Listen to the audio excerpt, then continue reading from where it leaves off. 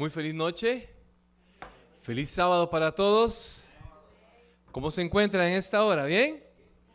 Pura vida, claro que sí. Estamos pura vida. Nos sentimos muy contentos en esta noche de poder iniciar esta conversación que vamos a tener. Y bueno, muy contento también porque en esa oportunidad mi esposa Mabel y mis dos hijos Aarón y Caleb están aquí acompañándome, así que siempre me siento contento, feliz cuando me acompañan, ¿verdad? Me da más seguridad. Así que bueno, vamos a iniciar en esta hora. Yo quiero contarles un poquito acerca de lo que hemos venido hablando, pero antes vamos a pedirle a nuestro Dios, ya lo hicimos, pero que nos bendiga nuevamente al estudiar su palabra y el tema que tenemos para hoy, que vamos a reflexionar en esta hora, ¿verdad? Seguimos construyendo puentes. Vamos a tener una pequeña oración.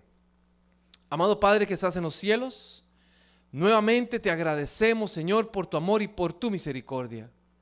Oh Dios, eres tan bueno, Señor, que hoy nos has permitido acercarnos a ti para poder crecer, Señor, juntos, como hermanos en armonía, Señor. Permite, Señor, que lo que vayamos a escuchar en esta hora lo podamos poner en práctica, Jesús. Abre nuestra mente, abre nuestros corazones, Señor, y que siempre podamos ser puentes, Señor, de enlace, Señor, en cualquier circunstancia, en cualquier momento de la vida, en cualquier área de la vida, Padre. En el nombre de tu Hijo amado Cristo Jesús lo pedimos. Amén. Amén. Bien, durante todas estas noches, esas dos anteriores noches, hemos estado hablando un poquito acerca del tema de los conflictos, ¿verdad? Y yo sé que ya ustedes ya han ido escuchando, han ido tomando nota sobre algunos de los temas más que consideran ustedes más importantes, ¿no? O más interesantes con respecto a lo que hemos venido hablando. El primer día estuvimos hablando un poquito acerca de los conflictos en la relación de pareja, ¿no? Hablamos un poquito acerca de que siempre vamos a tener conflictos en una relación de pareja. Pero también aprendemos o escuchamos y hablamos un poquito acerca de algunas formas de cómo poder enfrentar ciertas situaciones. El día de ayer hablamos un poquito acerca de las dinámicas familiares, ¿lo recuerdan? Hicimos una radiografía y pudimos incluso hasta entender qué tipo de familia hemos construido, y a partir de allí también comprendiendo eso, ya tuvimos algunas herramientas de cómo criar a los hijos en relaciones donde a veces se tornan un poco conflictivas, ¿verdad que sí? Estuvimos hablando un poquito acerca de eso. Bueno, hoy vamos a estar hablando acerca de algunos principios, principios bíblicos para la convivencia saludable dentro de la iglesia. Pero no solamente vamos a hablar de algunos principios bíblicos, también vamos a añadir otro tipo de principios que nos van a dar cierta luz, cierta guía, y no solamente en el tema de la convivencia en la iglesia, sino hemos intentado como empatar todo esto con la vida, ¿verdad? Con diferentes áreas de la vida.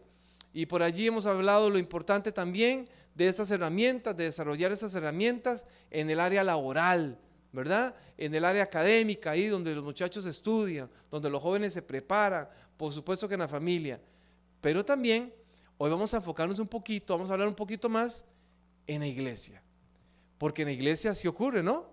Hay situaciones que se dan dentro de la iglesia, ¿verdad? Dentro de todas las iglesias siempre va a estar. Recuerde que las matemáticas de Dios son diferentes, ¿no? Dios por lo menos siempre suma y multiplica, y el enemigo lo que siempre quiere hacer es dividir y restar. Y hoy vamos a conocer un poquito acerca de eso, ¿bien? Vamos a hablar un poquito acerca de relaciones interpersonales. Voy a mencionar algunas de las cosas que hemos estado por aquí compartiendo durante estas dos noches. Primero, hablamos acerca de que las relaciones interpersonales, o sea, el yo dirigirme, conversar, tener una relación con una persona, es un desafío, ¿verdad? Y incluso estuvimos hablando acerca del arte de las relaciones interpersonales. Hablamos un poquito acerca de los temas culturales, por supuesto, ¿no? Todo tiene que ver con un tema de cultura. Por ejemplo, en Costa Rica, nosotros los ticos, los costarricenses, somos como muy, no sé, por cultura somos como muy tranquilos, como que muy pasivos y como que hablamos muy suavecito. Y entonces cuando se presenta alguna persona, algún extranjero, y que tiene un tono de voz muy elevado, sentimos que nos está gritando. Y eso pasa muchas veces también en unas iglesias que somos interculturales, ¿verdad? Donde tenemos de todos, de una gran cantidad de representantes de nuestros países de Latinoamérica. Y entonces aquí dominicanos, colombianos, cubanos, colombianos, costarricenses, nicaragüenses, ecuatorianos, peruanos, chilenos, ¿qué más? Guatemaltecos, ¿verdad? Mexicanos, felicidades mexicanos hoy, ¿verdad? Celebrando el Día de Independencia. ¿Qué más? Chilenos, ¿verdad? Los chilenos. Imagínense un montón, argentinos, ¿verdad? Que los argentinos todavía están celebrando el tema del mundial todavía, ¿verdad? Después de tantos meses. Bueno, una gran cantidad de latinos que aquí. Y todos criados en culturas diferentes, ¿verdad? Entonces, de pronto tal vez usted sea una cultura donde tal vez sea la forma de hablar sea un volumen bajo, le han enseñado a hablar, pero se encuentra con una persona de otro país, no voy a decir países, ¿verdad? Porque va a decir, ¿verdad? Está estigmatizando, ¿verdad? Pero hay algunos, ¿verdad? Que ya culturalmente hablan fuertísimo, hablan duro, y entonces uno se queda con la sensación de que me gritó, ¿verdad? De que me gritó, de que no, es que yo no grito, así hablo yo. Un tema totalmente cultural. Hablamos mencionamos el tema de las personalidades. Hoy vamos a hablar un poquito acerca de rasgos de personalidades. Todos tenemos nuestra propia personalidad. Y todos los que estamos aquí, ¿verdad? Son como las gotas de agua. Posiblemente todos somos diferentes. Si lo hablamos, por ejemplo, en los hijos, aunque hayan hijos que sean gemelos idénticos, ¿verdad? Tienen unas personalidades diferentes. Aunque el papá y la mamá los quieran vestir igual, ¿verdad? Los dos con camisetita de color rojo, pantaloncito azul, y vienen a la iglesia lo más bonito, ¿verdad? Vestiditos más bonitos. Además, usted queda viendo, ¿y cuál es cuál? Pero de pronto, tal vez aquel rasgo de personalidad, ¿verdad? Por ahí, aquel es un poquito más jocoso y anda corriendo, el otro más calmado, más tranquilo, el otro más inquieto, o sea, ya sé cuál es cuál. Ya lo distingo, ¿verdad? Porque este es más tranquilo que el otro. Y tal vez como mamá uno dice, pero ¿cómo es posible? Si los criamos en el mismo lugar, si les enseñamos lo mismo, es que son personalidades. Y las personalidades también juegan un papel importante en el tema de las relaciones interpersonales. Hay gente que es muy activa, ¿verdad? Hay gente que más bien hay que tranquilizarlos porque son súper intensos, ¿verdad? Pero por el contrario, hay gente que es muy tranquila, muy pasiva. Y entonces tal vez el que es muy activo dice, no, es que aquí todo el mundo tiene que estar en el ritmo que yo voy. Y entonces el pasivo va a su ritmo, pero es un tema de personalidad. Y en todo esto, todas esas cosas tenemos que tenerlas claras a la hora de poder establecer esas relaciones interpersonales. Obviamente, hablemos también de un mal manejo de las emociones y ahora vamos a hablar un poquito más adelante, el manejo del temperamento, ¿verdad? Todos también tenemos ese temperamento, que el temperamento es heredado. Usted pudo haber heredado el temperamento de su papá, de su mamá, ¿verdad? Y muchas veces la mamá que está brava con su hijo le dice, es que usted heredó el temperamento de mi suegra, ¿verdad? Quitándose ahí la responsabilidad. Pero ese temperamento es el que a veces la gente se le va arriba, ¿verdad? El que dice, me subió el apellido. Eso tiene que ver con el temperamento. Hay gente que tiene un temperamento que pasa de 0 a 10 en un microsegundo, ¿verdad? O sea, se altera y ¡pum!, de una vez va arriba. Hay gente que es más tranquila, que emocionalmente tal vez es más estable. Y entonces ese temperamento que es muy fuerte, que es muy impulsivo, a veces le cuesta controlarse, ¿verdad? Tiene que ver con un tema de temperamentos. Podemos hablar de intereses que lo mencionamos anteriormente, ¿verdad? En la noche anterior, y el tema de orgullos y de egos que estuvimos hablando, ¿verdad? Siempre hay ciertos intereses que nos mueven. Incluso hasta en la iglesia hay ciertos intereses.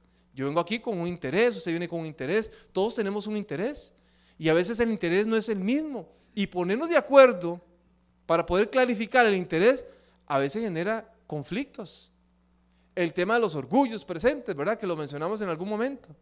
Que como el hermano no me saludó, yo no lo voy a saludar. Y entonces como no me dijo feliz sábado, yo ya no le vuelvo a decir feliz sábado. Es que qué maleducados porque yo dije feliz sábado y nadie me respondió.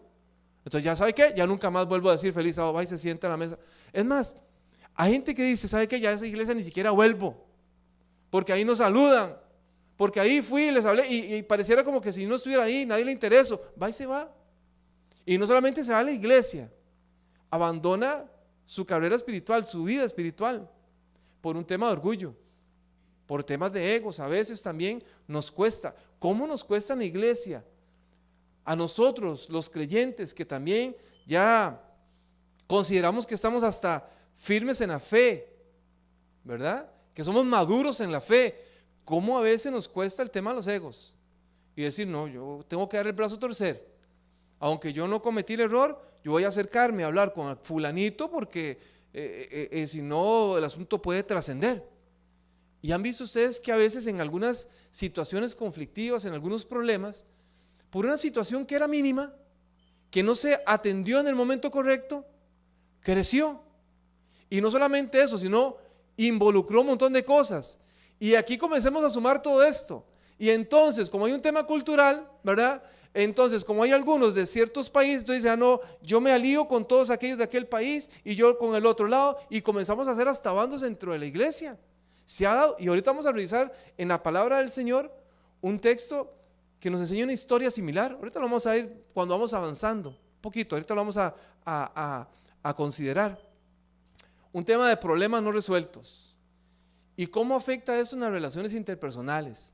Cuando no tenemos la madurez para resolver las situaciones cuando se tienen que resolver. Hermanos, pidámosle a Dios sabiduría para resolver en el momento que se tenga que resolver. ¿Cómo? Ahorita vamos a ir descubriendo cómo lo vamos a hacer. Vea qué interesante, algunos principios que hoy vamos a estar compartiendo con ustedes, ¿ok? Vamos a ir haciéndolo de manera breve para que el tiempo no nos gane, ¿ok? Y me dieron más tiempo hoy. Qué dicha, ¿verdad? Qué bendición. Vamos a hablar acerca de un principio. ¿Han escuchado ustedes acerca del principio 90-10? ¿Alguno ha leído en algún momento en un libro que se llama Los 7 hábitos de la gente altamente exitosa? Es un bestseller de un autor llamado Steve Covey. No sé si en algún momento alguien lo ha leído. Y en este libro de Steve Covey, él comienza a hablar acerca de este principio que se llama el principio 90-10. Y él comienza a enseñar en su libro, en este libro, no es un libro tan popular, él dice que el 10% de las cosas que le ocurren al ser humano nunca las va a poder controlar. Por ejemplo, usted no va a poder controlar que algún día algún aparato tecnológico se le dañe, que su teléfono celular se le caiga y se le dañe, que el automóvil se le explote un neumático, una llanta, como dicen en mi país, ¿verdad? Un caucho, como lo dicen algunos acá, y que le explote y dice, eso no lo puede controlar. Usted no puede controlar que la luz del semáforo, cuando usted antes de llegar se ponga en rojo y usted tenga que, ¿verdad? Que usted esté urgido para pasar. Esas cosas no se pueden controlar. Él dice que el 10% de las cosas no las podemos controlar, pero que el 90% de las cosas que nos ocurren va a depender de la forma como nosotros reaccionamos. ¿Ven qué interesante? Quizás usted no puede de ninguna manera controlar la actitud de algún hermano, de algún amigo, de algún compañero de trabajo. Quizás usted no pueda controlar esa actitud, pero usted sí puede, y usted sí tiene la responsabilidad, ese 90%, de decir, ¿qué quiero hacer con esto? Y él pone un ejemplo en su libro. Dice que un hombre, un gerente, iba una vez para su trabajo, así que este hombre se preparó, se alistó, se puso su corbata y se puso a desayunar leyendo el periódico, ¿verdad? Porque antes se leía el periódico. Así que entonces dice que se estaba tomando una taza de café, y en ese momento su niña preescolar entró corriendo, lo empujó y por accidente le derramó el café encima a aquel hombre. Este hombre estaba con el tiempo limitado, tenía una reunión muy importante, así que imagínense que se levantó, se puso muy bravo, no sé qué hubiera hecho usted, pero este hombre se puso bravo y comenzó a gritarle a la niña que tuviera más cuidado. Así que entonces, con los gritos y demás, la niña salió corriendo para donde su mamá, él se levantó y se tuvo que ir a planchar nuevamente otra camisa, alistar otro pantalón. Con todo eso que pasó, se comenzó a perder tiempo.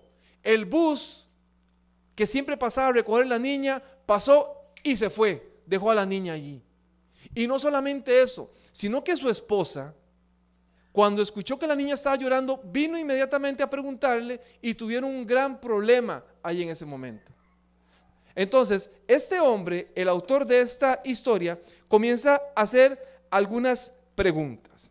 Y él comienza a preguntar, número 1, dice, a ver, le pregunta al hombre, o más bien la pregunta que le hace a la gente del libro es, ¿por qué este hombre tuvo un mal día?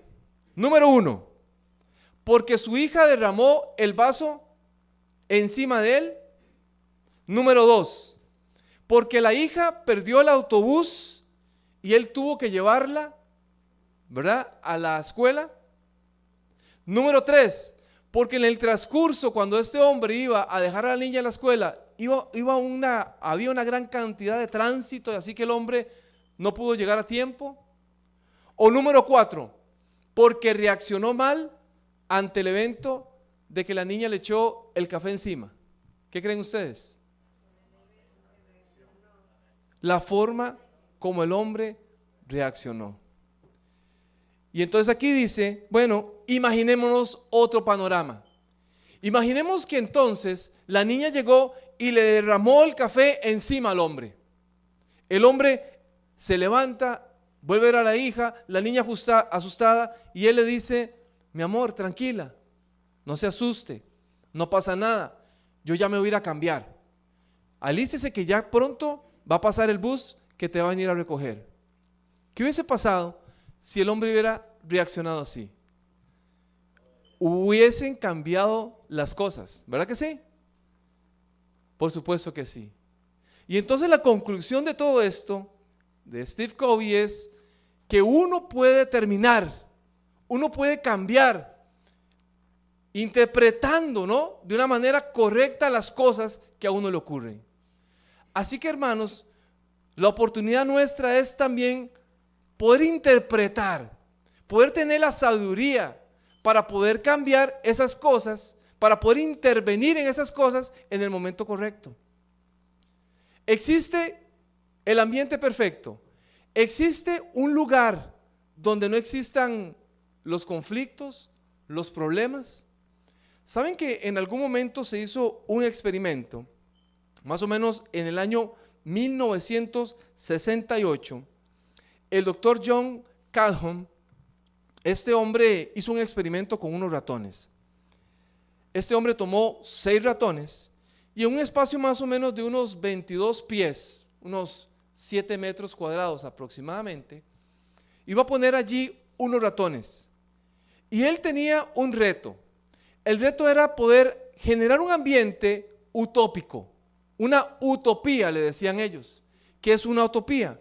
Una utopía es un lugar donde exista todo, es un sueño, donde no hayan conflictos, donde no hayan problemas, ¿verdad? Donde todo sea un paraíso. Así que este hombre quería hacer un paraíso para los ratones, ¿verdad? Entonces, ¿qué fue lo que hizo? Lo que hizo fue que puso esos 6 ratones en ese ambiente donde les iban a proteger, por supuesto. No había amenazas de ningún tipo de depredador. Iban a estar ahí tranquilos.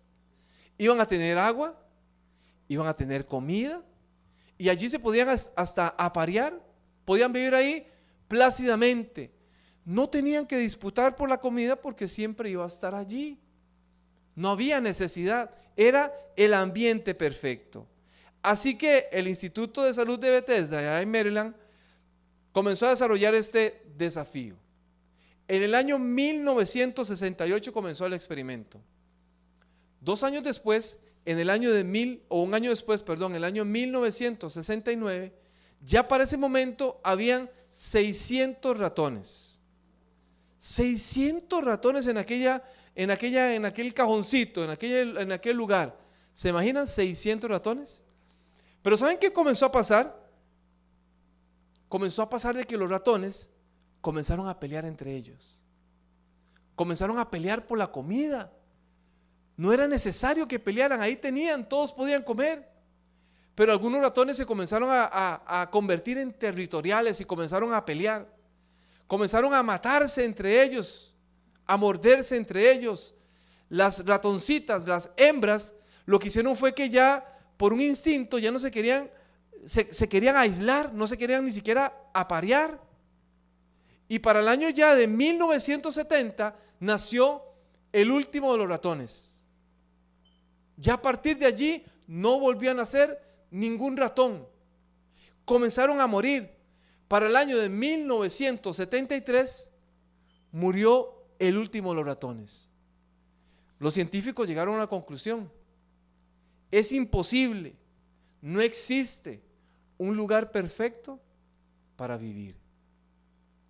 Y eso lo podríamos trascender a tantas áreas de la vida. ¿Existirá el trabajo perfecto? ¿Cuánta gente me ha dicho a mí, ay Hugo, es que ¿sabe qué? Ya no aguanto mi trabajo, voy a poner la renuncia, voy a comenzar otro trabajo. Aquí no me tratan bien, aquí me tratan mal, aquí no me pagan bien, aquí no... Y comienza una lista, ¿verdad?, de quejas del trabajo, que por cierto, algunos dicen que la gente no renuncia a su trabajo, renuncia a sus jefes, ¿verdad? Pero esa es otra historia. La gente dice, ya no aguanto a mi jefe, ya no aguanto a mis compañeros, me voy de aquí. Y se va. Y resulta que en el otro trabajo donde comenzó, 2 meses después, comienza la nueva historia. No existe el lugar perfecto. ¿Será la iglesia el lugar perfecto? Donde hay tantos imperfectos. ¿Será que en la iglesia es el lugar perfecto donde no existan las divisiones? Donde no existan las murmuraciones, donde no existan los chismes, donde no existan las caritas, ¿verdad? Y las miradas de que le hacen a la gente a ver cómo anda vestida, ¿verdad? A ver cómo anda vestido. ¿Será que existe el ambiente perfecto? Bien, hay algunos principios que encontramos en la palabra del Señor. Hay un texto, Romanos el capítulo 12, versículo 18, que es realmente un desafío. El apóstol Pablo le escribe a la iglesia de los romanos y les dice, si es posible, en cuanto dependa de vosotros, estad en paz con todos. Cuando dependa, en cuanto dependa de ustedes, si es posible, pero inténtelo, porque él sabía que habían ciertas divisiones. De hecho, cuando comenzamos a estudiar la palabra del Señor, encontramos algunas historias. El mismo apóstol Pablo, allá escribiendo a los Corintios, recuerden ustedes la iglesia de los Corintios, Pablo la fundó más o menos por allí del año 50 después de Cristo. Y cuando Pablo funda la iglesia de los Corintios, en la iglesia de los Corintios se comienzan a dar ciertas divisiones por liderazgo. Porque algunos querían el liderazgo de algunos y otros querían el liderazgo de otros. Y la iglesia se estaba dividiendo. Y por eso es que Pablo toma y escribe aquella hermosa carta, ¿verdad? El capítulo 13 de 1 Corintios, que casi todo el mundo se la sabe. Y Pablo comienza a hablar acerca del amor. Y Pablo le comienza a decir, mira, ustedes de nada les sirven sus buenas obras, su don de lengua, todos los dones que ustedes tengan. Si ustedes no tienen amor, si ustedes no se aman entre ustedes, ¿de qué les sirve todo eso? Y Pablo comienza a enseñarles qué era el verdadero amor. ¿Por qué escribía 1 Corintios capítulo 13? Para que ellos entendieran, el amor todo lo puede, todo lo soporta. Sí, todo lo soporta. Hay hermanos que hay que soportarlos por amor, porque el amor todo lo soporta. El amor todo lo espera. Sí, claro. Espere que en algún momento posiblemente todos somos humanos y fallamos, que alguien le vaya a fallar. Pero el amor también todo lo puede, todo lo cree. Es el principio del amor que Pablo le enseñaba a aquella iglesia. Cuando le escribía a los Filipos, a los filipenses, allá en la cárcel en Roma, Pablo estaba escribiendo a la iglesia de los filipenses, una hermosa iglesia que Pablo también había fundado, también más o menos en esa época, en los 50 después de Cristo. Y allí junto al río algunas mujeres llegaban y escuchaban la palabra. Y allí Pablo menciona, cuando usted comienza a leer la carta de los Filipenses, a dos mujeres, Eunice, ¿la han escuchado? Y Síntique. Y Pablo comienza a decir que estas personas, al igual que otros hermanos que estaban allí, habían aportado, le habían ayudado al crecimiento, al sostenimiento de la obra, y que sus nombres estaban escritos en el libro de la vida. Pero que estas dos mujeres debían de hacer algo para poder resolver su problema personal, que había trascendido. Noten ustedes que la Biblia no dice qué tipo de problema era. No se sabe qué era lo que estaba pasando. No se sabe qué era lo que estaba pasando. Si yo les digo qué era lo que estaba pasando, les estoy chismeando, ¿verdad? Porque la Biblia no dice qué era. Pero sí había un problema. Y posiblemente el problema era tan evidente y tan fuerte que Pablo tuvo que escribirlo públicamente, ahí hacerlo público, exhortándolas, diciéndoles que por favor aprendieran a resolver las situaciones conflictivas que tenían, una amonestación que tenían. ¿No pasó lo mismo con Moisés en algún momento? ¿Recuerdan ustedes? Aquel líder que Aarón y María comenzaron a hablar de Moisés, que comenzaron a criticar a Moisés, que comenzaron a hablar de Moisés. Recuerden que decían, ¿acaso solo Dios puede hablar por este hombre? No es una murmuración dentro de la iglesia. Lo que les quiero enseñar, lo que les quiero decir, hermanos, es que en una comunidad religiosa también no está exenta de ese tipo de situaciones.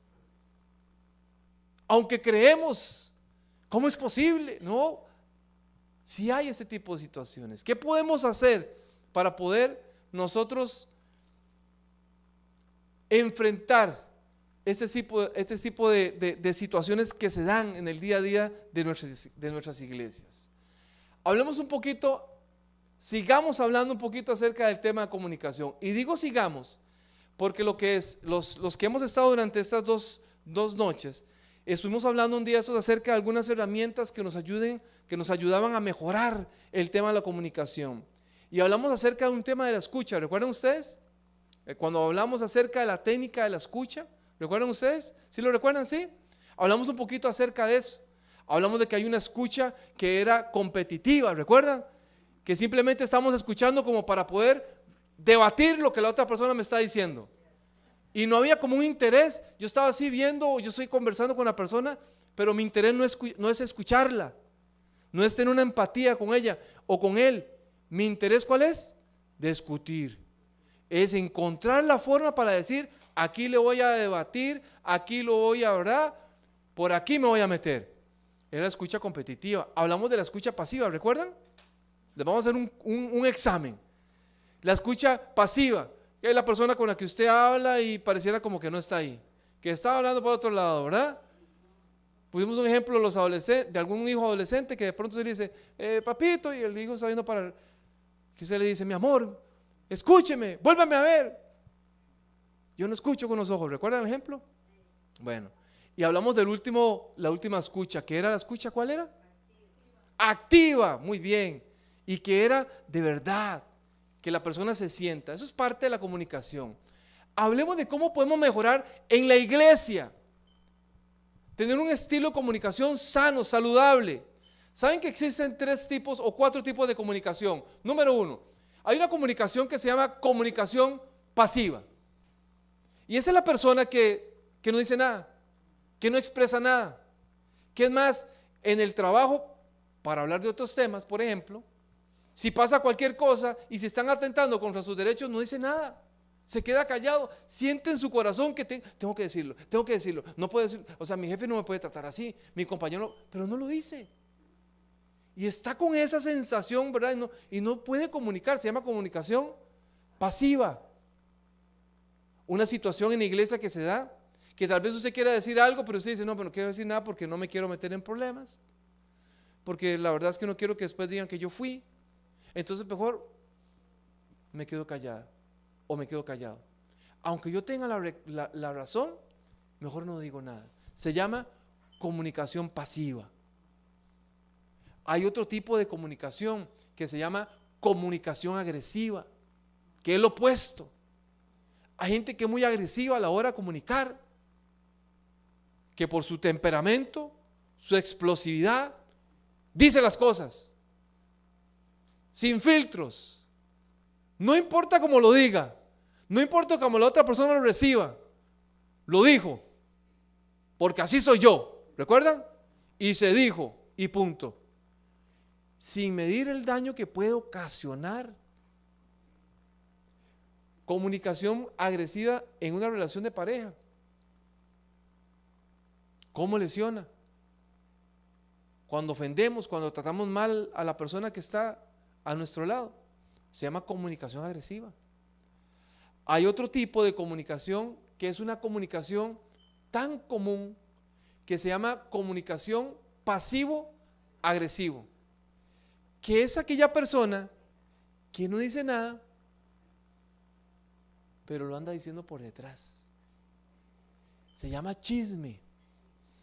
Y entonces la persona que dice que prefiere, o que no le da, o que le da temor, o que ¿verdad?, quiere pasar desapercibida, no decirle nada a la persona que debe decirle, pero le dice a los hermanos: hermano, le voy a decir algo, pero para que ore. Para que ore. Es para contarle el chisme. ¿Y cómo le hace daño a una cultura, en una iglesia, en un trabajo, en una familia? La comunicación pasiva-agresiva.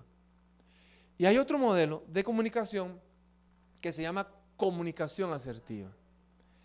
La comunicación asertiva es la mejor de todas las comunicaciones. La comunicación asertiva es decirle a la gente lo que usted le quiere decir, pero de buena manera, con las palabras correctas. Eso se llama comunicación asertiva. Si usted es una persona que le gusta comunicar y que le gusta decirle a la gente, porque usted es una persona muy transparente, honesta, y decirle a la gente las cosas, dígaselas arregladitas, bien bonitas. No haga sentir lo que hablamos anteriormente, ¿verdad? ¿Qué es lo que quiero decir? ¿Cómo lo voy a decir? ¿Y cómo quiero que la otra persona se sienta al final? Es el principio que hablamos la noche de ayer, creo que fue, ¿verdad? La primera noche. Bueno, la primera noche. ¿Qué es lo que quiero decir? ¿Cómo lo voy a decir? ¿Y cómo quiero que la otra persona se sienta al final? Meditemos, ¿cómo quiere que se sienta la persona con lo que yo le estoy diciendo? ¿Que se ofenda? ¿Quiero lesionarla? ¿O al contrario, lo que quiero es edificarle y ayudarle para que crezca? Se llama comunicación asertiva. Y es un modelo de comunicación. Número 2. Señores, señoras, aprendamos a vivir algunos valores que fortalecen las relaciones interpersonales. Por ejemplo, el respeto. Seamos personas respetuosas. Entendamos que todos somos diferentes. Entendamos que todos hay motivos que nos mueven de diferente manera a todos los que estamos aquí. Y eso se llama respeto. Seamos honestos. Seamos sinceros. ¿Saben ustedes de dónde viene la palabra sincera? Una persona sincera. Los antiguos griegos, que eran escultores, ellos resulta que hacían sus obras de arte y entonces las vendían en los mercados. Pero en algún momento las personas que los transportaban se les quebraban. Entonces ellos tomaban la cera y comenzaban a unir las piezas que se habían quebrado. Y entonces la gente que conocía de arte, cuando llegaba a comprar, la revisaba y le preguntaba a la señora o al señor que vendía: perdón, ¿esta pieza que usted me está vendiendo es completa? ¿Es sincera o es de una sola pieza? La sincera significa de una sola pieza. ¿Es usted una persona de una sola pieza? ¿Una persona íntegra que tiene que ver con el tema de la honestidad? Y sobre todo también el valor de la empatía. Seamos empáticos. Y empático no es solamente lo que dice la gente, es ponerse en los zapatos del otro. No, la empatía es una conexión psicológica, emocional que yo hago con la otra persona. Es decir, es tratarlo como a mí me gustaría que me traten, que es uno de los principios bíblicos. Y por supuesto, ¿verdad? El tema tiene que ver también con un tema de gestionar nuestras emociones. Y con esto, miren, yo aquí me podría quedar horas de horas hablando sobre ese tema, pero aquí con esto vamos a ir aterrizando el tema de esta noche. Cuando hablamos acerca de este principio, que es un principio de inteligencia emocional, más o menos por la década de los 90, se comienza a hablar un poquito acerca de cómo la gente puede gestionar, manejar sus emociones.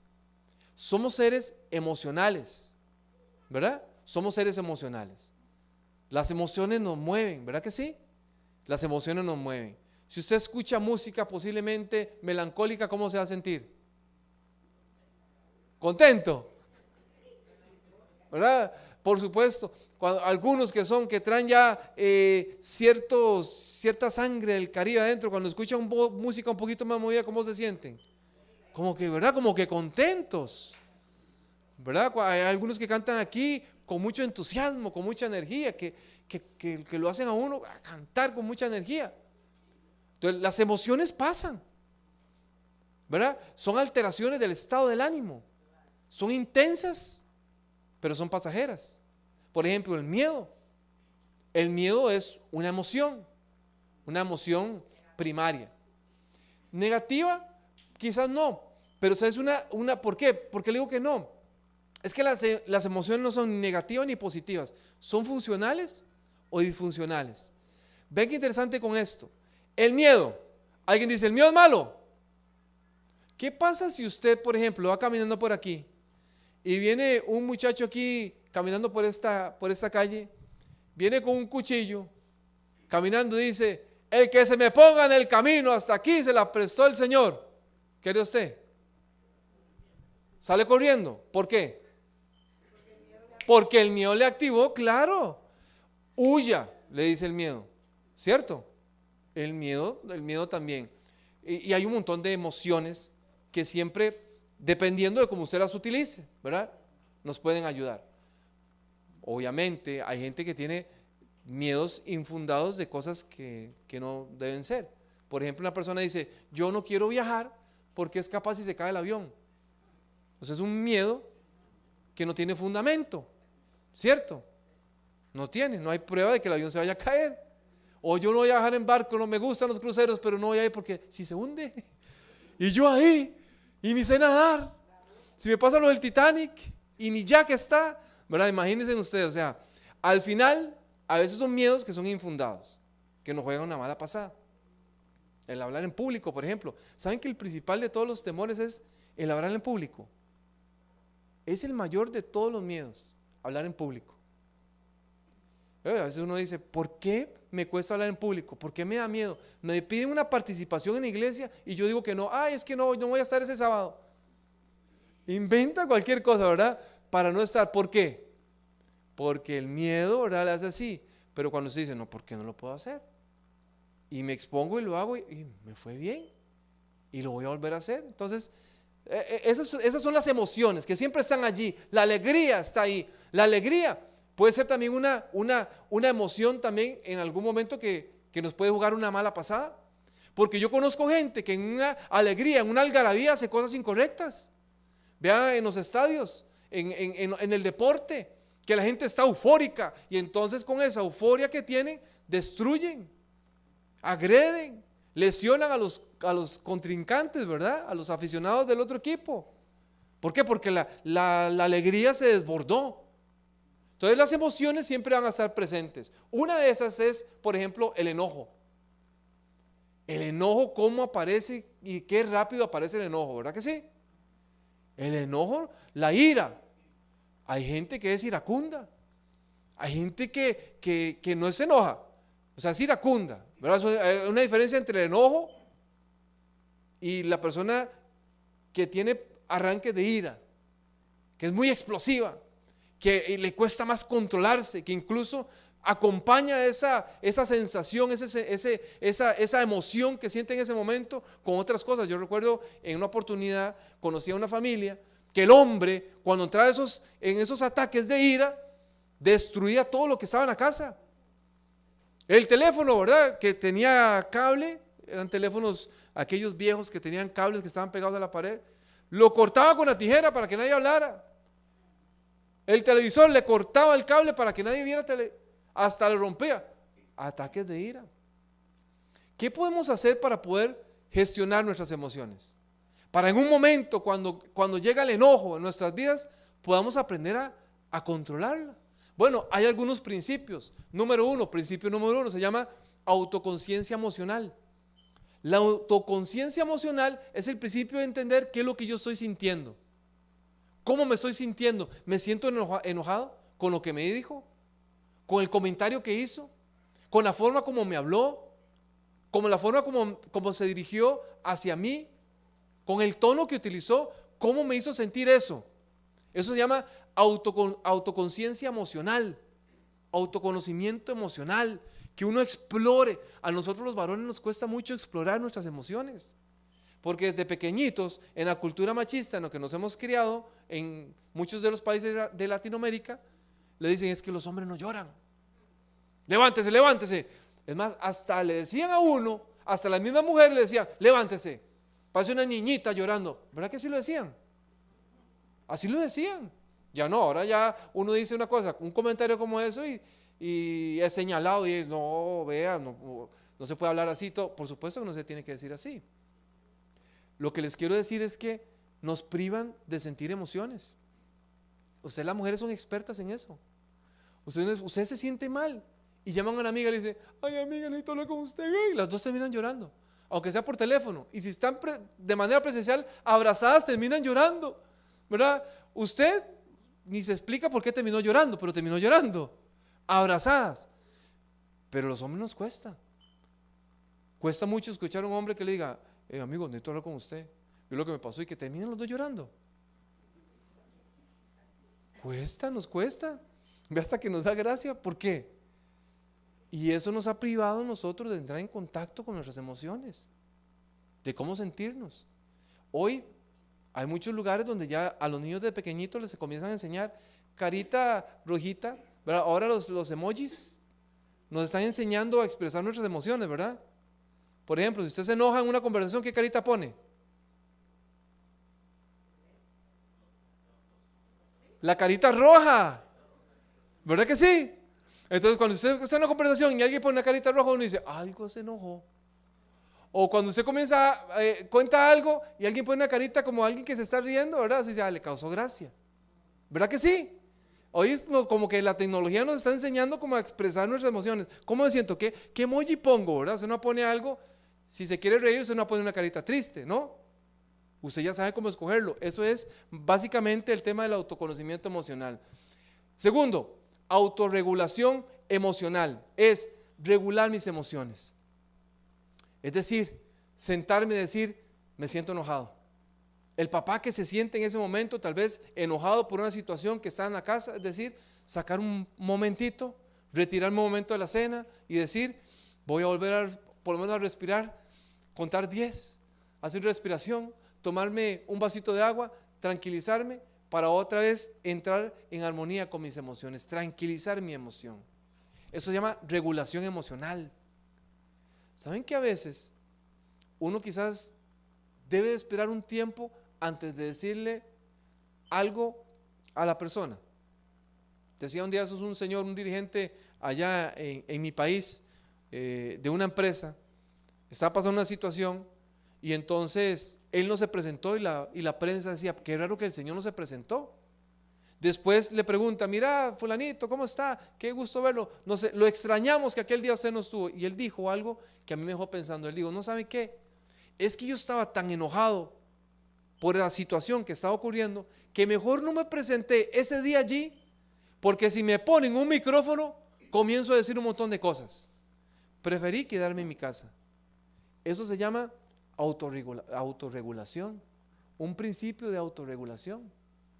¿Sabe que cuando uno expresa o toma una decisión en un momento emocional, suele equivocarse.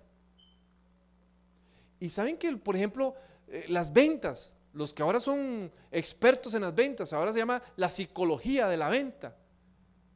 Los vendedores expertos, los conocedores en temas de ventas, lo que hacen es conectar a la gente con la emoción. Y toda venta es un proceso emocional. La gente, la mayoría de las cosas que compramos no las necesitamos, pero nos hacen sentir que las necesitamos. Y usted dice, ay, sí, lo necesito, ay, es que yo no tengo zapatos. Y su esposa le dice, ¿cómo que no tiene zapatos? Sí tiene zapatos. Mi amor, solo tengo 15. Solo 15 pares de zapatos tiene, ¿verdad? Ese sí lo necesito, es que yo no tengo azul. Yo quiero un azul para un vestido que me compré. Porque es un tema emocional. Entonces hay que aprender hasta regularnos. La gente que es impulsiva a la hora de la compra, regular su emoción, bajarla, controlarla. El tema 3, motivación emocional, significa poner la emoción, lo que estamos conversando ahorita, la emoción que trabajamos, regularla para ponerla a nuestro favor, para alcanzar nuestras metas personales, nos ayuda. Número 4, tener empatía, se llama conexión emocional. No solamente es entender qué es lo que yo siento, es también entender qué es lo que la otra persona siente. Porque ¿qué pasa si yo digo, yo estoy enojado, pero mi esposa también está enojada o enojada? Los dos estamos enojados. Y ahorita, en esa circularidad en la que estamos, no vamos a tener un punto de encuentro. ¿Por qué? Porque ambos están enojados. Si usted está enojado y su hijo está frustrado, ¿será ese el momento para poder tomar alguna decisión? Si hay una situación particular en la iglesia que se está dando, ¿será el momento de intervenir en ese momento y decir, a ver, a veces hay que esperar que baje un poquito las aguas? Empatía, tener empatía con la emoción del otro.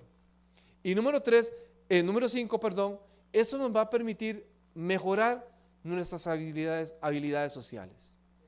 Cuando yo soy dueño de mis emociones, no es que usted a partir de ahora no se va a enojar. La misma Biblia lo dice, ¿verdad? Airaos, pero no pequéis, no se ponga el sol sobre vuestro enojo, ¿cierto? Porque en principio es una emoción primaria, todos lo tenemos. El enojo, el miedo, son emociones primarias, el amor, la ira, etc. Así que entonces nos permite las habilidades sociales, mejorar habilidades sociales. Cuando usted es dueño de sus emociones, cuando usted gestiona, controla, maneja las emociones a su favor, cuando usted es empático también, ¿verdad?, con la otra persona, va a tener un mejor desempeño social. Y sobre todo, y ya con esto vamos terminando, la palabra del Señor nos da esa recomendación. La regla de la vida, Mateo capítulo 7, versículo 12, dice, todos ustedes en cambio, traten a los demás como quieren que ellos los traten a ustedes. Es un principio bíblico, la regla de oro, la regla de vida. ¿Cómo quiere que lo traten? ¿Quiere usted que la traten con respeto? Sea respetuosa. ¿Quiere usted que lo traten también con respeto? Sea respetuoso. ¿Quiere usted que la gente sea honesta con usted? Sea honesto. Sea sincero, sea sincera. ¿Quiere usted que la gente lo ame? Ame. ¿Quiere usted que la gente lo tolere? Aprendamos a tolerar. ¿Cómo nos cuesta a veces aprender a tolerar, verdad? ¿Cómo nos cuesta a veces aprender a tolerar? Tratemos a los demás como queremos que los demás nos traten a nosotros. Es un principio. Pongamos en prácticas, queridos hermanos, amigos, algunos de estos principios para que nuestro crecimiento personal se pueda potencializar. Agarre sus recursos espirituales, otro tipo de recursos que también le pueden aportar y darle valor a su vida. Aduéñese de esos. Viva algunos principios que le puedan ayudar a mejorar. Lo dijimos al principio, todos tenemos el potencial de cambiar. Tenemos un Dios maravilloso, amoroso, que está dispuesto también a colaborar en cada una de las áreas que el ser humano le quiera brindar. ¿Será que necesitamos a un Dios vivo que trabaje, que esté presente en nuestras familias, en las dinámicas familiares? ¿Será que necesitamos un Dios que nos acompañe también en los proyectos que tenemos a nivel personal, en nuestra relación de pareja, en nuestra iglesia, en las dinámicas de nuestra iglesia más presente? Todos sabemos dónde necesitamos abrirle la puerta a aquel que la está tocando. ¿Qué les parece si en esta noche terminamos con una oración? Pidiéndole a Dios que nos dé la sabiduría, que nos dé la paciencia, que nos dé el entendimiento para saber que podemos mejorar. Y sobre todo para saber que todos los que estamos aquí somos imperfectos, que estamos luchando para poder mejorar. Y que todos los que estamos aquí también necesitamos, requerimos muchas veces la ayuda de alguien, ¿verdad? Que nos levante, que nos dé la mano y que nos diga, ánimo, todos nos equivocamos. Pongámonos de pie en esta noche para terminar con una pequeña oración.